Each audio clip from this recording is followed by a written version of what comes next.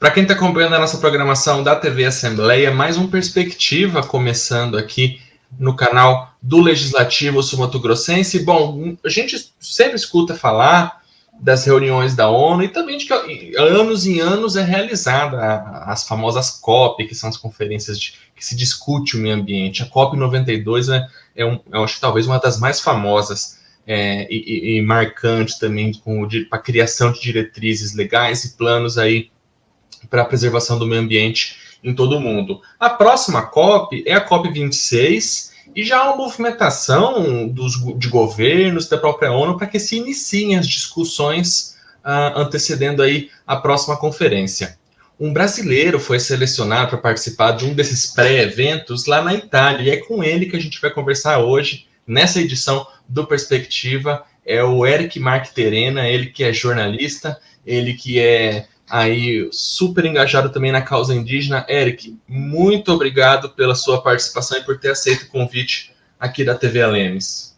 Eu que agradeço, né, em primeiro lugar, a toda a equipe de comunicação da Assembleia Legislativa de Mato Grosso do Sul e também saúdo a todos os parlamentares, né, da Assembleia Legislativa que têm motivado bastante, feito um trabalho aí em torno para ajudar a população sul-mato-grossense. Então, é uma oportunidade muito, muito grande. Eu fico lisonjeado de estar participando hoje desse programa Perspectiva junto com você.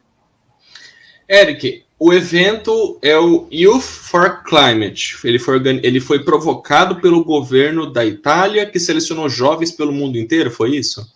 Exatamente. Há um anseio na Europa, por parte da juventude, de que sempre se discutiu COP, sempre se discutiu a portas fechadas, e com muita dificuldade a sociedade civil, principalmente a juventude, ficavam sempre de fora. E aí, quando se falava na pauta futuro, a juventude não conseguia colaborar com as pautas, e aí os meios eram por outras formas, e aí a dificuldade se tornava ainda maior, porque muitos dos jovens não tinham acesso ao parlamento, que seja, e muito menos a cúpula da ONU, né, no que tange a COP. Então, depois de muito pedido, né, da sociedade civil, dos jovens ativistas, várias cartas, o governo italiano se sentiu sensibilizado, mas principalmente o Ministério da Educação, a fim de pensar uma educação socioambiental em torno das mudanças climáticas para sensibilizar a sociedade civil. Olha que importante. Então, pela primeira vez, uma juventude se reúne numa pré-COP e pela primeira vez nós temos 4 indígenas, né, do mundo participando desse processo.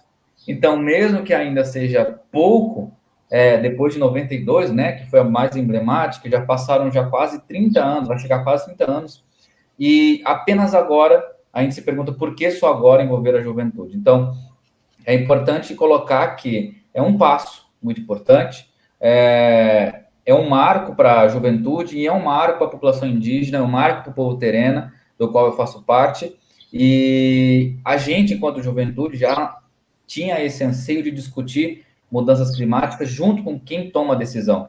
Até porque as maiores áreas de preservação hoje no mundo estão sob posse e estão em reservas indígenas ou terras indígenas homologadas ou não, principalmente no Brasil, que é a região amazônica, né? Que é a pauta hoje global e que muita gente traz aí para discussão.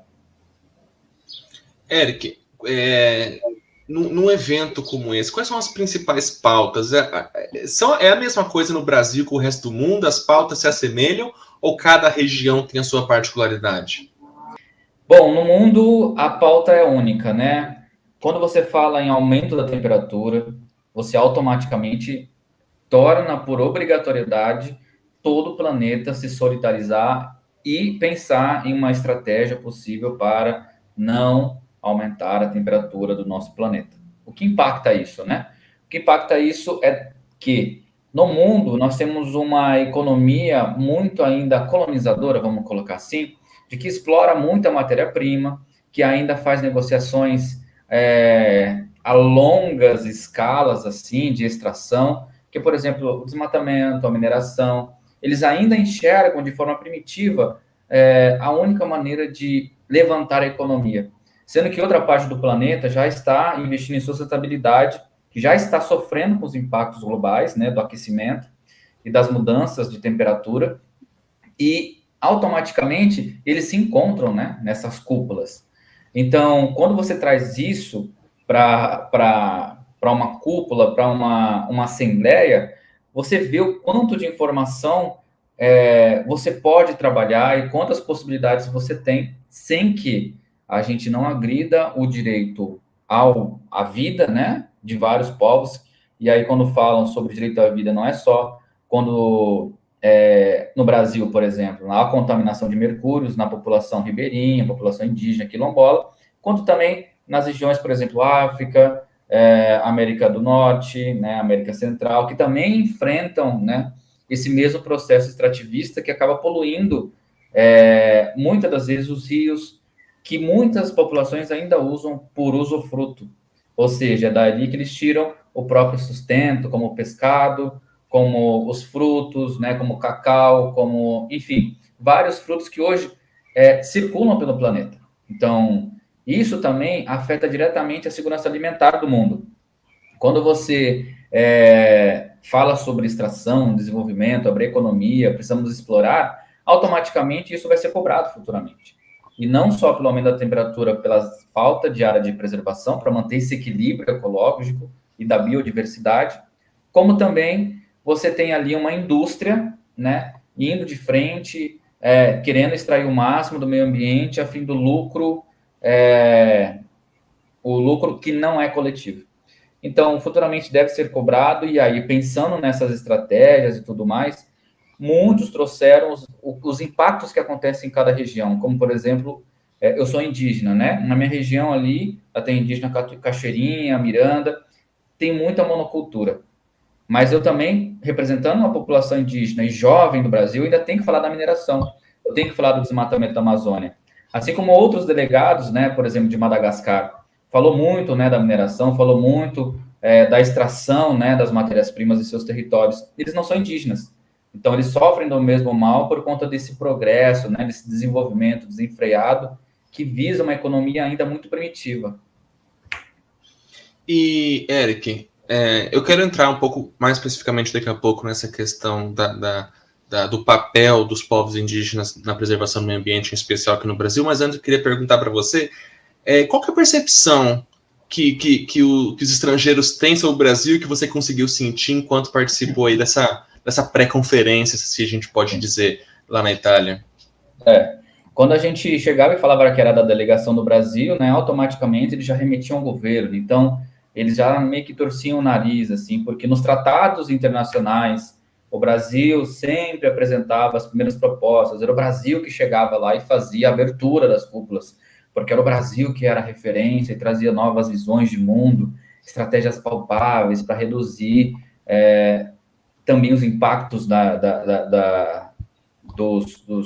os impactos causados pela indústria e tudo mais. Então, dessa vez, né, infelizmente, a visão dos governadores, dos ministros, sempre se pergunta, né, mas e aí, o que vocês esperam? Porque eles já não esperam mais nada, né? Você vê ali que o Brasil hoje tem uma cara hoje de um país que gera problema por não cumprimento dos seus acordos e por andar, né, para trás no que tange ao desmatamento, às queimadas que acontecem, e não tem um órgão de regulação fortificado para poder regulamentar ou fiscalizar isso.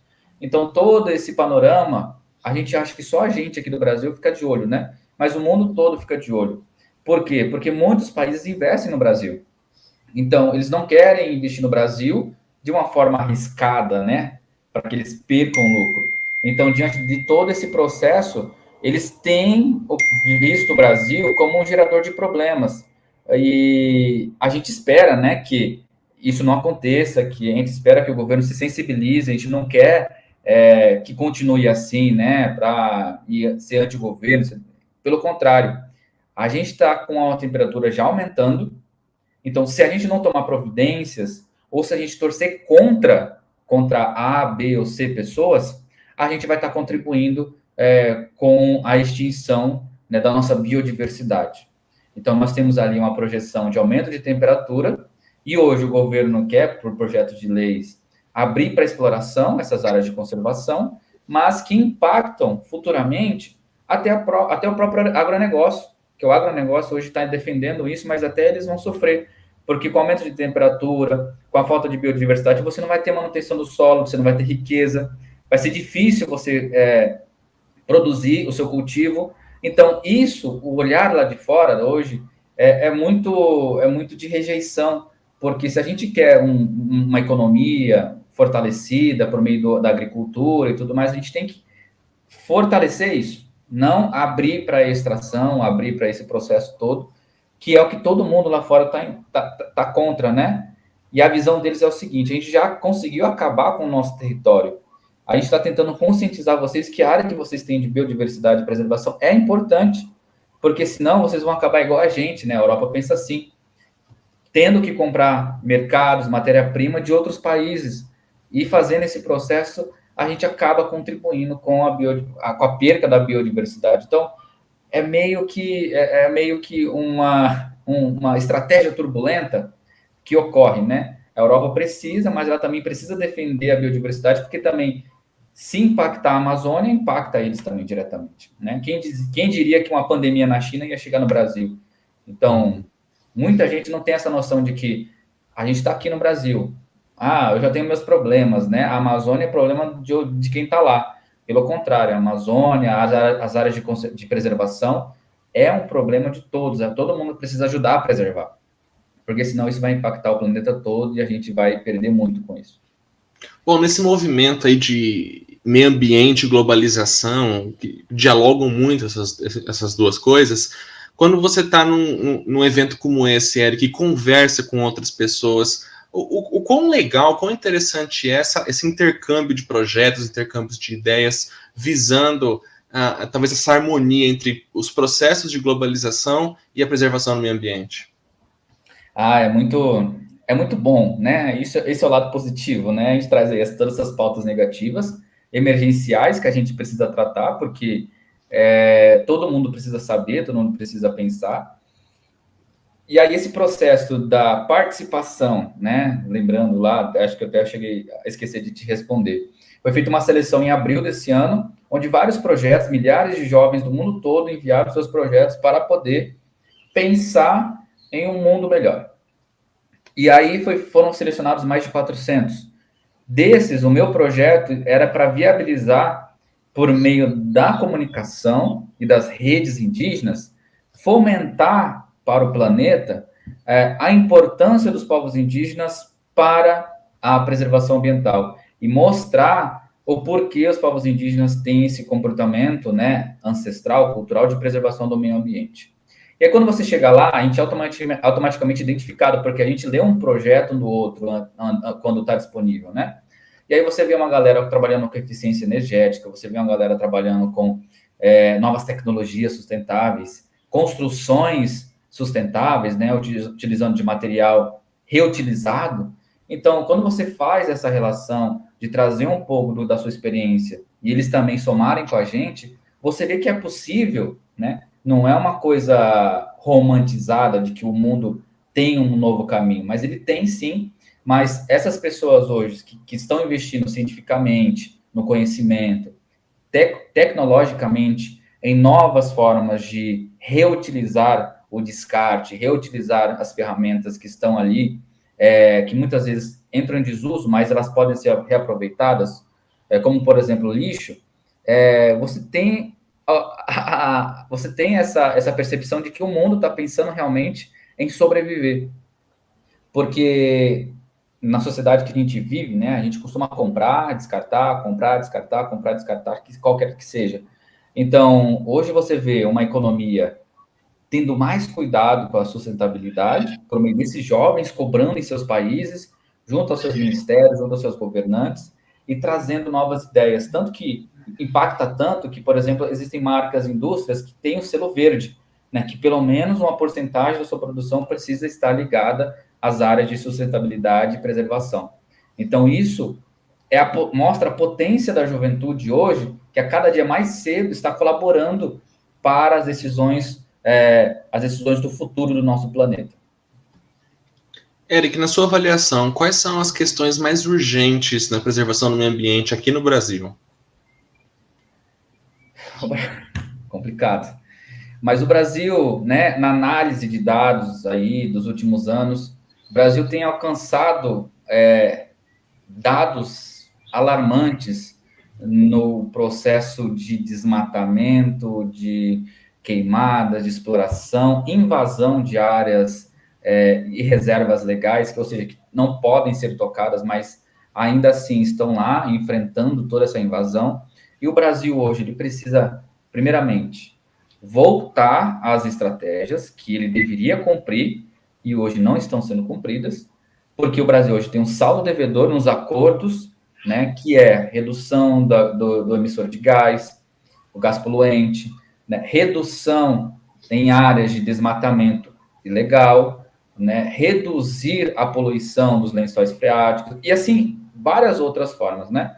E o Brasil, nos últimos anos, não tomou cuidado com isso, o governo deixou isso passar, infelizmente, nós estamos com saldo devedor. Então, o Brasil hoje, ele precisa retomar, parar o que ele está fazendo, e fazer cumprir com seu dever e depois pensar em propostas, né? Porque propostas a gente tem quando a gente está com saldo ali em dia. E o Brasil hoje não está com esse saldo. O Brasil está devendo, né, para a humanidade, está devendo para a sua própria população em questão de preservação.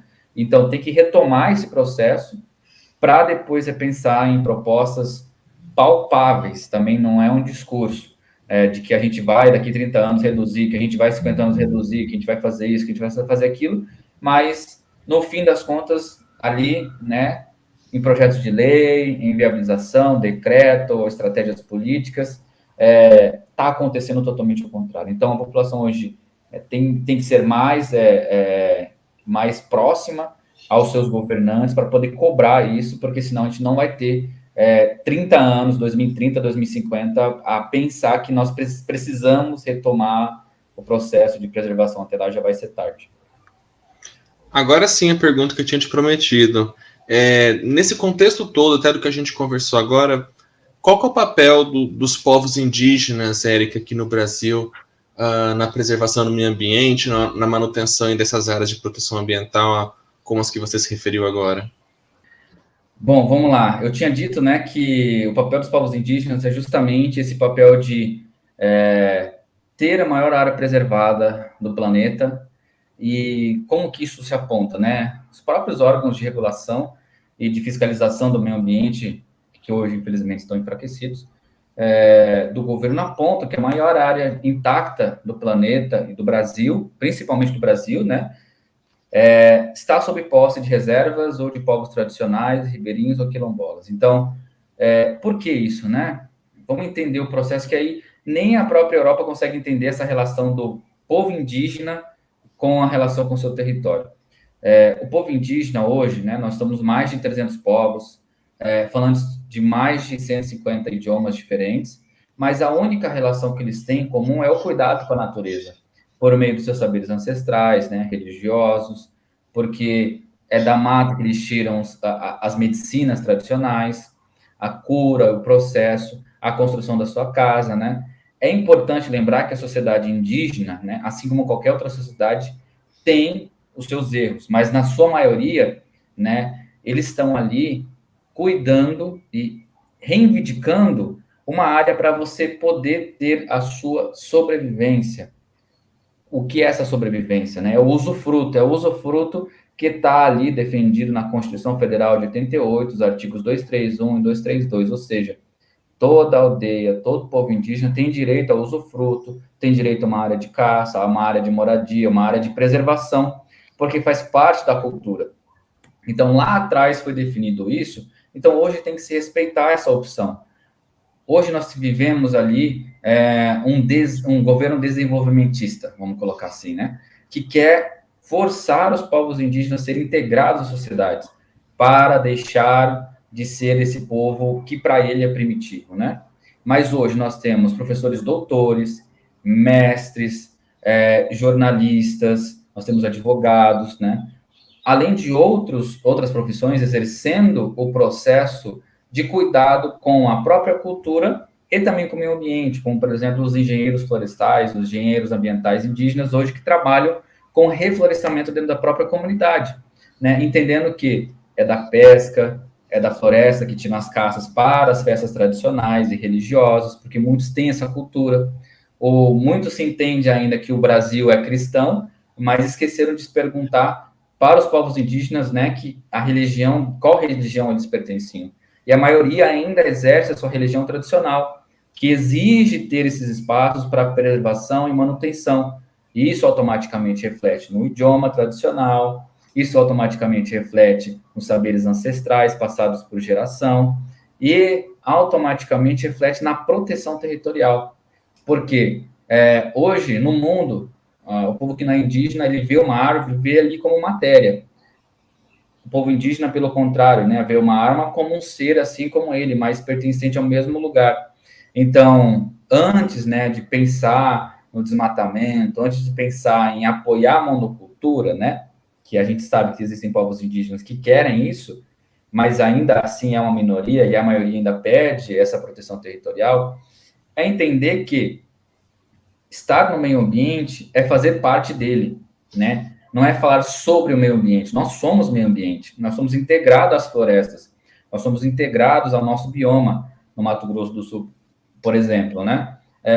A gente ainda tem uma área de proteção justamente para que a gente possa ter e exercer esse ritual sagrado que é da caça, das nossas festas ancestrais, que é da nossa religiosidade ali nas áreas intactas, na preservação da língua por meio da oralidade, e que os povos indígenas apenas querem ter o seu direito à vida, direito à moradia, o direito à preservação do seu próprio território, para ele poder viver ali por meio do seu usufruto.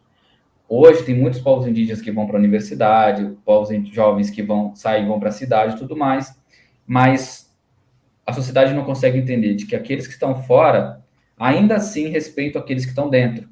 Então, eu, né, estando na cidade, estando numa universidade, estando viajando no mundo, eu posso ir para a minha comunidade de vez em quando, mas hoje eu respeito a decisão daqueles que não querem sair. Então, eu vou defender a parte daqueles que não querem sair, porque é um direito deles. Muitas vezes eles não têm voz e pedem ajuda, né?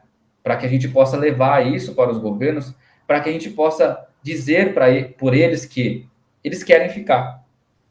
Então, a gente tem o direito de ficar, isso está previsto na Constituição, e lembrar que também todo tipo de negócio que existe em terras indígenas ou muito próximo precisa consultá-los por conta dos seus impactos. O Brasil é signatário da Convenção 69. Então, os povos indígenas hoje, quando você coloca uma hidrelétrica Belo Monte, por exemplo, quais são os impactos que vão causar para a população? Alguém consultou? Né? Estou falando Belo Monte, já foi lá atrás, mas como é que foi esse processo? Eu vou fazer vou plantar, vamos abrir para monocultura aqui no Mato Grosso do Sul. Isso vai afetar o quê? Vai afetar os rios? Vai afetar o turismo? Vai afetar os povos tradicionais? O que isso vai afetar? Então, a gente precisa ser consultado sobre qualquer impacto que vai interferir na nossa tradição, que vai interferir na nossa cultura. Isso é um direito, né? Simplesmente ser ouvido. Então, se isso acontecesse, muitas das coisas hoje que acontecem no nosso país não viriam a acontecer. Então, a gente espera hoje que os povos indígenas continuem contribuindo, né, na preservação territorial, manutenção do bioma, sem que a gente tenha que ser criminalizado por isso, sem que as áreas de invasão aumentem ou as áreas de exploração venham se tornar maiores do que as áreas de preservação. Vai ser uma luta, né? Mas que seja, né? Bom, para quem está assistindo a gente aqui na TV Assembleia, a gente está conversando agora com o jornalista, músico e ativista Eric Mark Terena, ele que participou lá de uma convenção chamada Youth for Climate na Itália, que já é um preparativo aí para a COP26, que é a conferência do clima aí organizada pela ONU. Eric, para a gente encerrar aqui o Perspectiva, um recado final aí para jovens que estejam nos assistindo, ou qualquer pessoa também aqui da nossa audiência, sobre disso tudo que a gente falou agora, ou uma mensagem final aí em prol do meio ambiente. Eu fico muito feliz, né, em primeiro lugar, pela oportunidade de fala, colocar que a gente precisa falar mais sobre as mudanças climáticas, né? E hoje, falar sobre mudanças climáticas é incluir os povos indígenas. No Mato Grosso do Sul, por exemplo, nós temos muita população, a segunda maior população do Brasil fora da Amazônia é no Mato Grosso do Sul. Então, como que a gente vai estreitar isso, né? Entender um pouco mais, ser menos críticos, menos preconceituosos com relação à pauta climática e os povos indígenas, principalmente. Sobre a pauta climática, né, como juventude, é o nosso dever, porque a perspectiva de mercado, né, a perspectiva de futuro, tudo depende de como o planeta vai se comportar daqui para frente. Então, as universidades, né, a gente está falando sobre anos e anos estudando na universidade, né? Eu fiz 5 anos de jornalismo. Se eu soubesse lá atrás que hoje eu estaria fazendo, construindo com outros jovens na pauta do clima, lá atrás eu teria mais possibilidade de tentar construir algo mais possível para trazer hoje uma ideia mais concretizada, com a colaboração e trazendo o jornalismo ali para contribuir. Então, para todos os jovens que forem definir suas profissões, pensar de como que vai ser daqui para frente, é importante analisar como é que vai ser o futuro, né? E o futuro hoje é justamente viver com esses impactos, infelizmente, né? O aumento da temperatura, a emissão de gás está aumentando, mas aí você tem uma nova sociedade, né? Um outro lado ali, caminhando paralelamente para a sustentabilidade. Então, procurem saber mais nas internet, nós temos ali muitas redes que estão divulgando, falando sobre a pauta, colocando a necessidade de falar mais dentro da própria universidade, das próprias assembleias, né? E também nas escolas, escolarização básica precisa trazer isso para a pauta. Então, hoje o que o Ministério, por exemplo, da Itália, o Ministério da Educação da Itália trouxe foi que a gente precisa conscientizar e reeducar essa nova geração, que eles chamam de regeneration, né? Que é uma geração do né? De reutilizar, reciclar, e que automaticamente, futuramente, vai trazer soluções para que a gente possa cuidar do nosso planeta. Então, essa galera hoje que está ali, né, que tem 15, 18 anos, 19 anos, né, são jovens que já estão com a perspectiva de que, na profissão que eles vão exercer, vão ser com cuidado ao meio ambiente, né? Na hora de tomar suas decisões, na vida pessoal, vai ser pensando no meio ambiente, ou muitas vezes vai pesar na hora de tomar qualquer tipo de decisão. Então, nós, do Brasil, a gente sabe que vivemos num país muito desigual, principalmente no que tange à educação, né, o saber. Temos a internet, então procurem os canais, né, da ONU, procurem os canais da COP. Não é porque está acontecendo lá em Glasgow, no Reino Unido, que eu não vou precisar saber. Mas, por exemplo, a Copa do Mundo, muitas pessoas se solidarizam, né? Então, é mais ou menos assim que a gente tem que se comportar também, né? Procurar saber, porque isso tudo depende do nosso presente para garantir um futuro. Senão, a gente não vai conseguir suprir, não tem bioma que vai conseguir equilibrar o nosso planeta com todo esse avanço e essas mudanças de temperatura no nosso planeta. Bom, é isso aí, para dar o recado. Eric Marqueterena, muito obrigado mais uma vez por ter aceito o convite aqui da TV Alemes. Muito obrigado a você, Thiago, a todos que assistiram, eu agradeço de coração. Aina Puyacué, que é muito obrigado no meu idioma, espero encontrar com vocês em breve. É isso aí. Bom, esse foi o Perspectiva. Você pode rever essa edição ao longo da nossa programação no canal 9 do Cabo, em Campo Grande, Dourados, mas também estamos no YouTube. É só você pesquisar por Assembleia Legislativa de MS, que você confere essa e todas as outras edições do Perspectiva. Muito obrigado pela sua audiência e até a próxima. Tchau!